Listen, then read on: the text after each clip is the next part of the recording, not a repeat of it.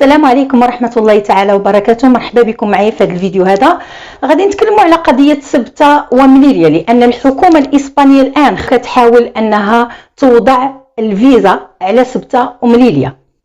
سبتة ومليليا اللي كانت من قبل كيدخلوا لها المغاربة بلا فيزا، ولكن كتاخذ الفيزا بمجرد انك كتبغي تدخل الاراضي، يعني تدخل اسبانيا او تدخل اوروبا كدير الفيزا. ولكن بالنسبه لسبتة ومليليا ما كانش الفيزا، وكانت الناس كانت الحركه الناس خدامه، يعني ما كاين حتى مشكل. اذا فالان اسبانيا بغات دير الفيزا. غادي نشوفوا شنو هي الاحداث اللي طرات وكيفاش اسبانيا فكرت انها توضع الفيزا على سبتة ومليليا المحتلتين. فاسبانيا شافت بان المغرب كيحقق نجاحات فيما يخص الصحراء المغربيه، اذا تخوفات لانها كتشوف بانه كاين فتح قنصليات وكاين دعم من دول اللي هي كبرى.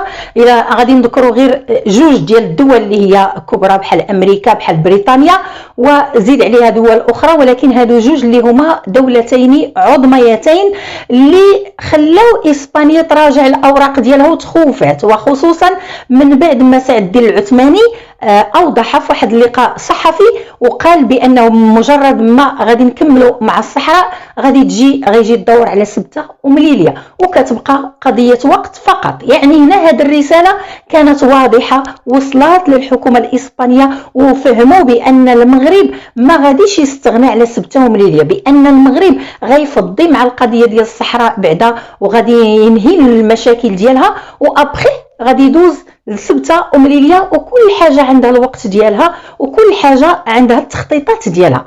اذا من هنا فكروا وقالوا يعني سبتة ومليليا ربما غادي تخلق لنا مشكل فيما بعد مع المغرب، ولكن كان داك الشيء عندهم هما كانوا ناويين تيديروا زعما الدق والسكات كما نقولوا. ولكن فيما بعد في القضيه ديال ادخال ابراهيم غالي خلسة امور الظهر ديال المغرب، هنا منين غادي يخفف شويه المغرب يعني الحراسه على الحدود، فهنا غادي يدخلوا المهاجرين لسبتة. فهذه هي اللي غتخلي اسبانيا تزيد تخوف اكثر واكثر، وخصوصا من سمعات الخبر وسمعات انه المغاربه ينددون والمغاربه يطالبون باسترجاع سبتة ومليليا. يعني سمعات هذه الخبرات هذه، دونك هذا الشيء هذا ما عجبهاش. داك الشيء علاش هي استغلت النقطه ديال الاطفال القصر، استغلت هذه النقطه هذه وضغطات على البرلمان الاوروبي، اكد بان سبتة هي اسبانيا ولا تنتمي الى افريقيا بل تنتمي الى اوروبا. لذلك على الاتحاد الاوروبي وعلى البرلمان الاوروبي وعلى اوروبا ان تحميها. اذا فهنا كان الجواب كذلك واضحا، يعني ان المغرب يطالب بسبتة ومليليا.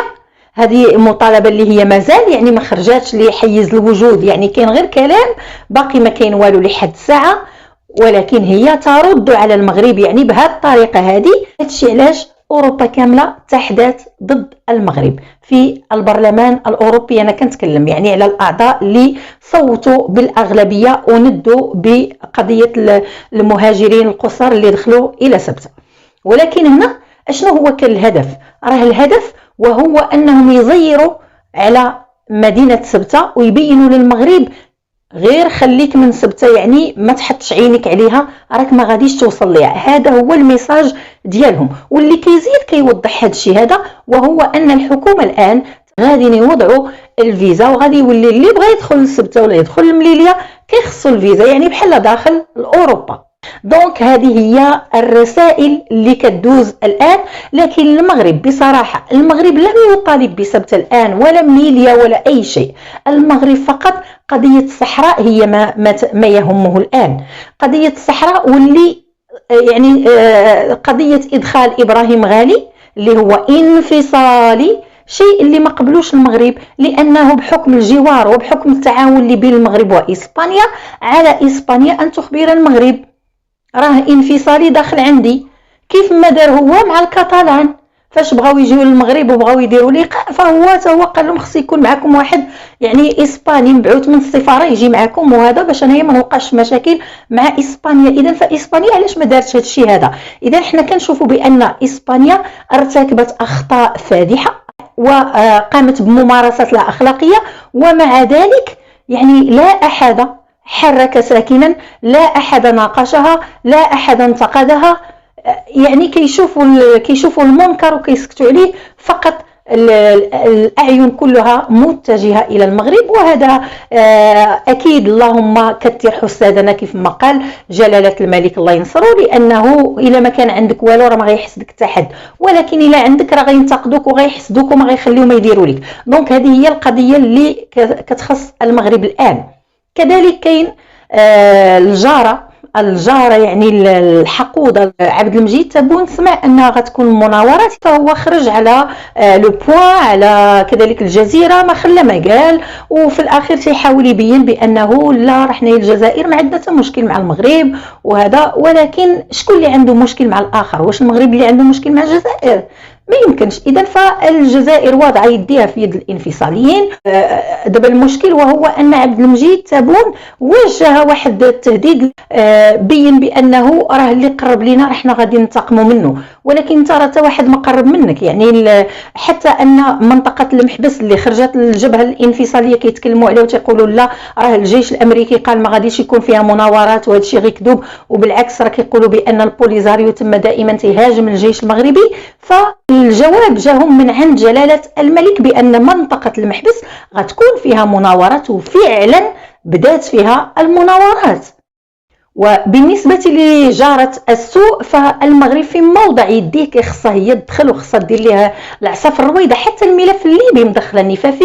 فقال عبد المجيد تبون في واحد التصريح مؤخرا، لانه كثر من تصاريح مؤخرا، قال بانه بالنسبه لليبيا كان ممكن اننا ندخلوا، ولكن علاش ما تدخلتيش؟ ما درتي والو.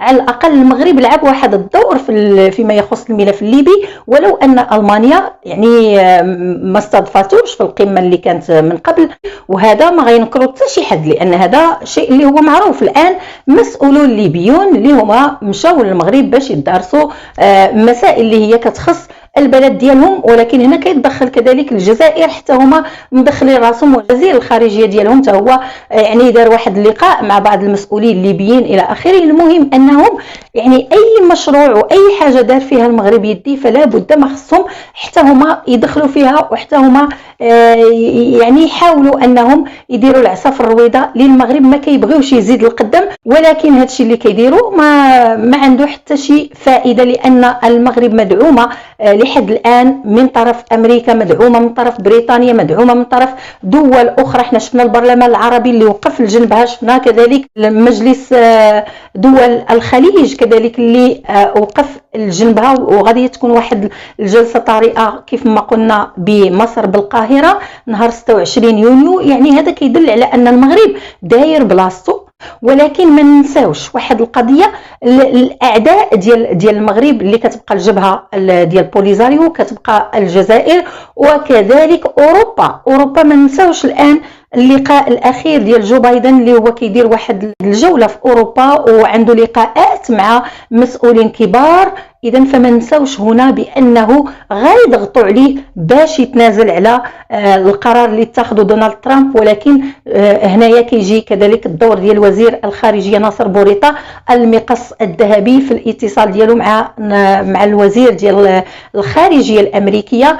راهم دارسوا هذه النقطه هذه بالذات، لان ناصر بوريطه ماشي ناعس ليهم، راه فايق ليهم، لانه عرف بان ديك الجوله ديال اوروبا مع جو بايدن راه غادي يكون فيها واحد الضغط، وهذا الشيء هذا هما راه دايرينه من قبل. فناصر بوريطه في الاتصال ديالو مع الوزير الامريكي فهو تار هذه النقطه هذه. فالوزير الامريكي قال له كون هاني لحد ساعه، يعني راه ما كاينش شي تراجع من طرف جو بايدن، ولكن كيبان لي انا، ولكن الايام بيننا، كيبان لي بانه امريكا في الاخير ما غاديش تدخل في هذه القضيه ديال الصحراء، ولكن غادي يبقى الامر كما من قبل، لانه كثرت عليها الضغوطات، فما غادياش تقدر تاخذ واحد القرار اللي هو حاسم في قضيه سياده المغرب على صحرائه. ولو انه كاين يعني القضيه ديال انها تحيدات ديك الخط الفاصل بين المغرب وصحرائه، كاينه قنصليات، كاين مسائل، هي كاينه مسائل اللي هي على ارض الواقع في الصحراء تنشوفوها،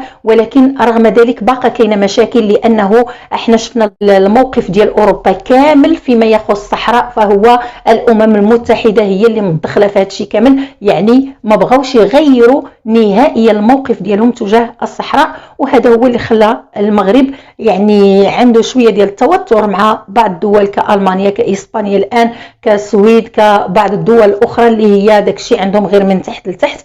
دونك فوالا هذه هي يعني المؤشرات اللي كاينه، وهذه هي الأمور اللي كاينه لحد الآن. فكنتمناو خير لبلادنا إن شاء الله، وتنقول لكم السلام عليكم، تهلاو في راسكم بزاف وإلى اللقاء.